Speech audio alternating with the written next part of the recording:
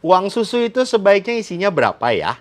Kalau satu gepok berarti 10 juta, kalau dua gepok berarti 20 juta. 10-20 juta itu besar. Nilainya bisa mencapai miliaran rupiah.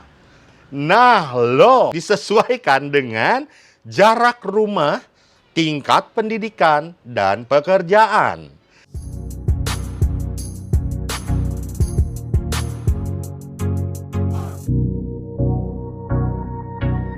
Hai, Tachihao, hao不见. Sudah lama tidak bertemu dengan saya.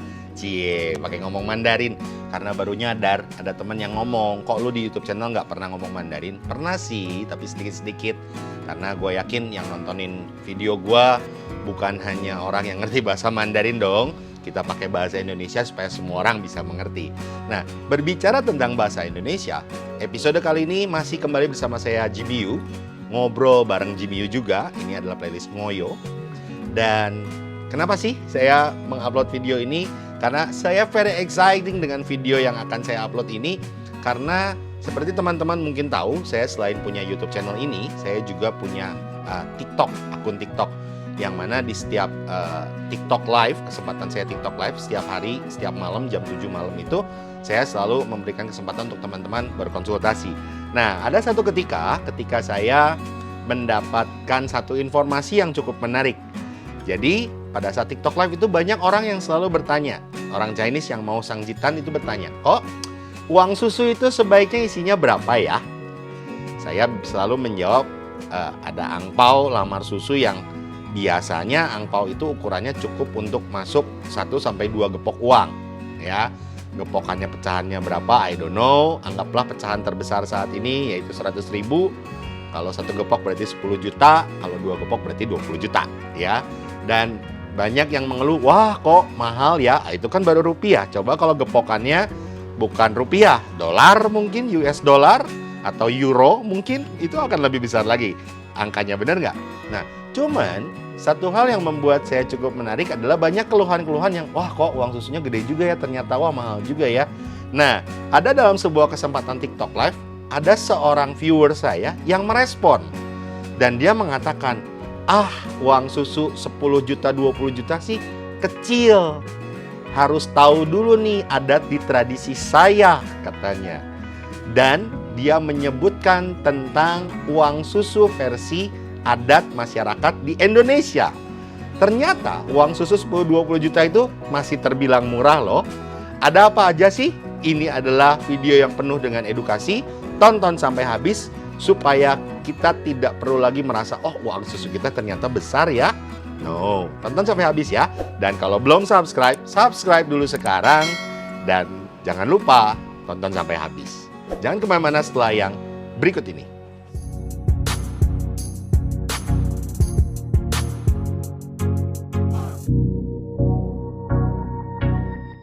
Berbicara mengenai uang susu dan sejenisnya, ya.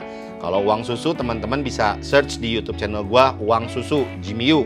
Itu akan keluar berbagai pembahasan mengenai uang susu. Dan tentunya mungkin teman-teman yang sudah tahu, pernah nonton video gua pasti sudah terbayang kira-kira uang susu itu nilainya berapa, ya. Ada yang mengeluh, aduh besar ya kok, 10-20 juta itu besar. Nah, saya mau ngasih tahu nih, ada uang susu jenis lain dari adat lain dari suku bangsa di Indonesia. Yang pertama, ada yang disebut uang panai atau uang panaik. Ya, tulisnya PANAIK atau PANAI aja juga cukup. Atau uang belanja untuk pengantin mempelai wanita yang diberikan oleh pengantin pria yang merupakan tradisi adat suku Bugis di Makassar, Sulawesi Selatan ya. Uang panai ini sejak dulu berlaku sebagai mahar jika pria ingin melamar wanita idamannya hingga saat ini masih berlangsung.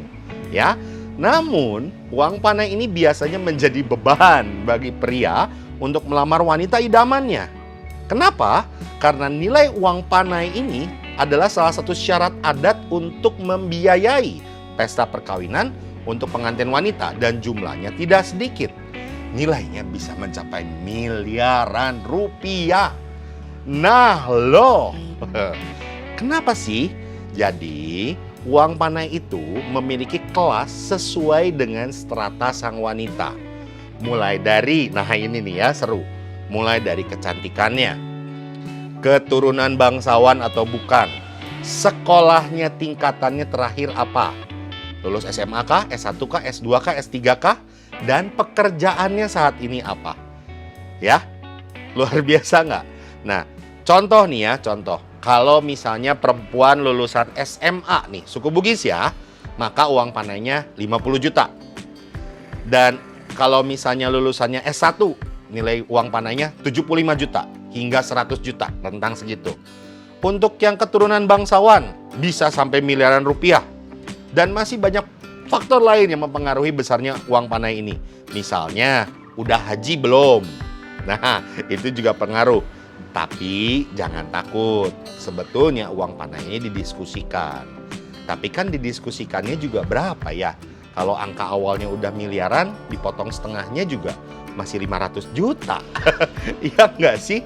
Nah, kenapa sih uang panai ini mahal? Karena konon katanya, zaman dulu para orang tua ini ingin melihat keseriusan sang pria dalam melamar anak wanitanya. Sehingga sang pria betul-betul akan berusaha mengupayakan uang panai untuk mendapatkan wanita pujaan hatinya. Tentunya kan dia harus bekerja lebih keras, harus punya usaha yang baik, sehingga bisa mendapatkan uang panai yang demikian besar. Jadi susah untuk mendapatkan orang suku Bugis Makassar, tapi susah pula untuk melepasnya atau menceraikannya. Dalam artian tingginya harga panai akan membuat lelaki untuk berpikir 1000 kali untuk menceraikan istrinya karena ia sudah berkorban banyak untuk mempersunting sang istri. Pada uang panai inilah dilihat kesungguhan sang pria untuk mendapatkan wanita pujaan hatinya. Itu baru uang panai. Nah, dan perlu dicatat, panai itu bukan mahar ya. Jadi panai ini benar-benar adalah uang belanja untuk kebutuhan resepsi pernikahan. Sedangkan mahar adalah uang atau barang yang dipegang oleh istri dan menjadi hak mutlak bagi dirinya. Dan ada lagi nih, selain tadi dilihat untuk keseriusannya, ternyata ada sejarah juga. Jadi uang panai ini juga diciptakan zaman dulu untuk melindungi perempuan suku Bugis dari orang Belanda penjajah pada saat itu yang gemar menikahi perempuan Bugis dengan mudah. Nah, pada zaman penjajahan tentunya ya. Sehingga panai ini bisa mengangkat martabat dan harkat dari perempuan Bugis di Makassar. Gitu teman-teman, itu baru panai. Masih ada yang lainnya. Masih penasaran? Jangan kemana-mana setelah yang mau lewat berikut ini.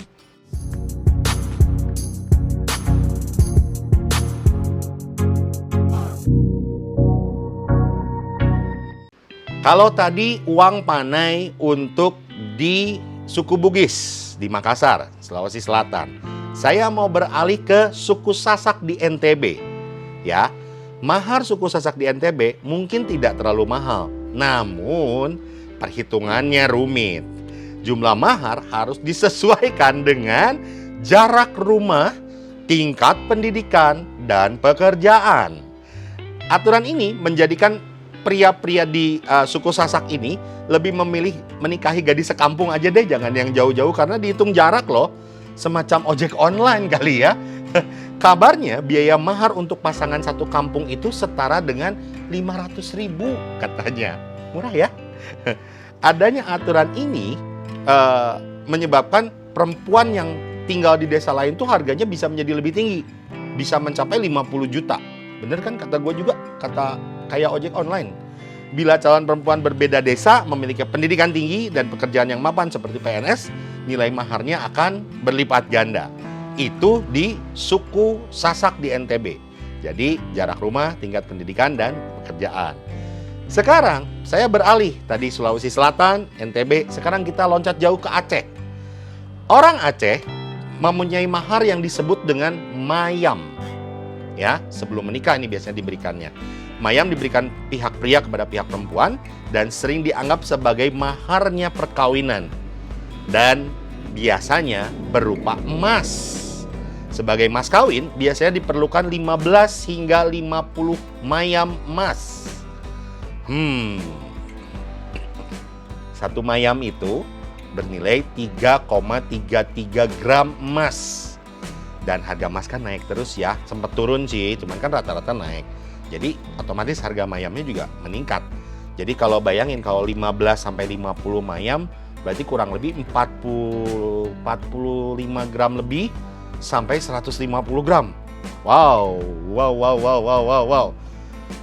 Lumayan ya. Nah, itu orang Aceh. Namanya mayam ya, maharnya disebut mayam. Beralih lagi ke Padang Pariaman. Nah, Sumatera Barat, masih sama-sama Sumatera nih. Bukan laki-laki yang harus memberikan mahar kalau di Padang Pariaman.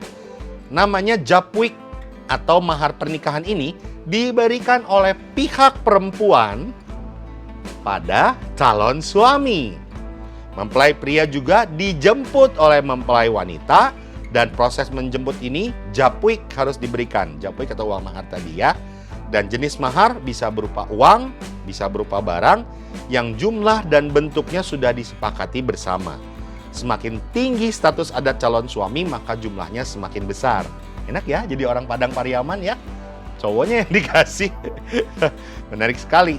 Nah, sekarang ada lagi satu suku yang terakhir, tapi haus setelah yang berikut ini deh ya. Jangan kemana-mana.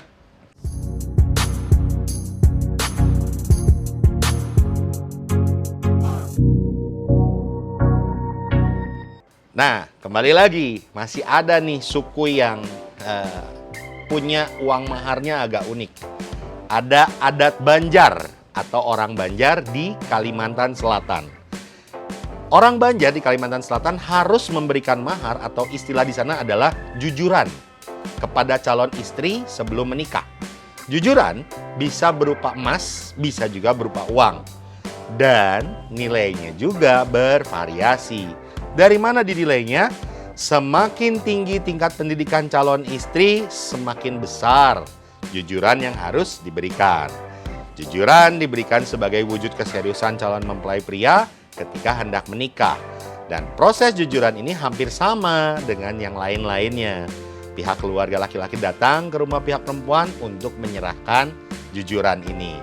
Nah, itu adalah contoh-contoh adat atau tradisi di Indonesia yang sebenarnya sifatnya itu mirip loh sama uang susu. Kan begitu pula dengan uang susu. Uang susu itu diberikan untuk menggantikan nilai susu yang sudah diberikan orang tua kepada putrinya.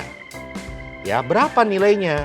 Ya, kalau susunya formula kan pasti lumayan ya biaya orang tuanya. Kalau susunya ASI sih enak, gratis. Nah, masalahnya banyak yang mempermasalahkan dengan uang susu ini. Bahkan saya kalau di TikTok Live suka ada yang hater-hater suka ngomong, kawin sama Cindo ini, Cina Indo maksudnya ya, ribet ya, mahal ya, perlu uang susu, uang lamar dan lain-lain. Nah, makanya kalau udah nonton video ini jadi paham kan, mahal nggak bayar 10-20 juta untuk uang susu? Tapi angkanya belum tentu 10-20 juta ya. Barangkali kamu mau masukin giro gitu ke angpau susu kamu, nilainya kan terserah kamu. Menarik ya untuk dipelajari, itulah sebabnya penting untuk kita sama-sama belajar. Dan video ini adalah sebuah informasi untuk teman-teman semua, semoga bermanfaat. Saya Jimmy Yu, mohon pamit undur diri. Jangan lupa setiap hari jam 7 malam tonton TikTok Live saya. Dan kita akan bersama-sama bertemu, kita akan boleh berkonsultasi gratis kalau di sana. Boleh juga tanya-tanya, boleh juga ngamen. Saya di sana ngamen. Jadi kalau ngamen biasanya disawerkan. Pamit undur diri. Jangan lupa yang belum subscribe, subscribe dulu sekarang. Dan sampai jumpa di video selanjutnya. See you. Bye.